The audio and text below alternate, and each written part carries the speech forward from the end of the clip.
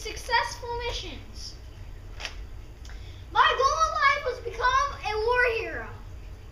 In 1904, I attended West Point, but due to my failing math scores, I repeated my first year, and I graduated with honors, earning the rank of cadet adjutant. I don't measure a man's success on how high he climbs, but how high he bounces when he hits the bottom. After school, I was commissioned as a second lieutenant in the cavalry and went on to pursue many interests. I was a horseman and polo player, a champion swordsman, and a sailor and sportsman. I was even an amateur poet. In 1912, I competed in the Summer Olympics and finished 5th in the pentathlon. People thought I was just a rough and tough soldier. If everyone's thinking alike, then somebody isn't thinking.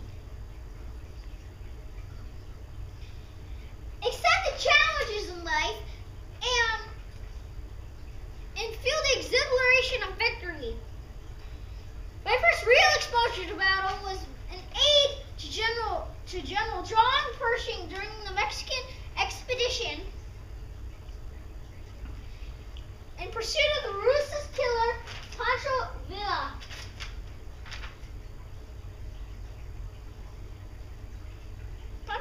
And his forces. I commanded the first use of mechanical vehicles into combat,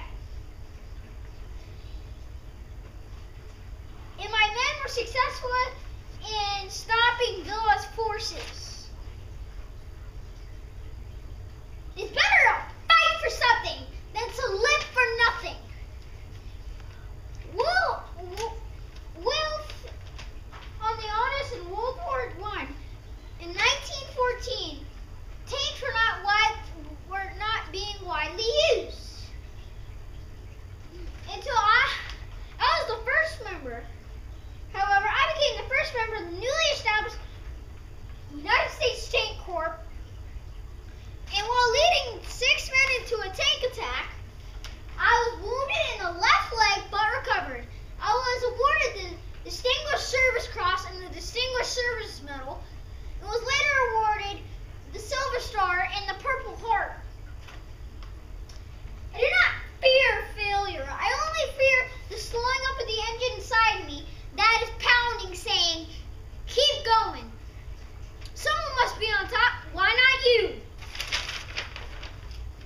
After World War I became a close friend of Dwight Eisenhower, and we worked together to carry out the European war effort.